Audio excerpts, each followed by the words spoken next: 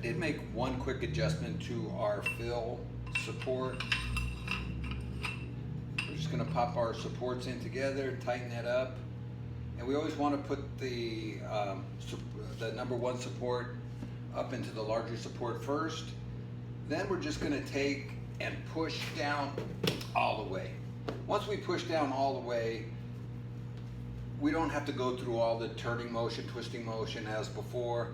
And to know that we are actually all the way down, we'll just make sure that, loosen this up a little bit, we'll make sure we're gonna put our screw back in our top support.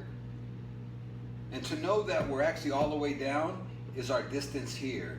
If we find that that this screw is really close to here, then we're not all the way down. So all we're gonna do is just push, twist a little bit, and that's it. Tighten that up, you're set.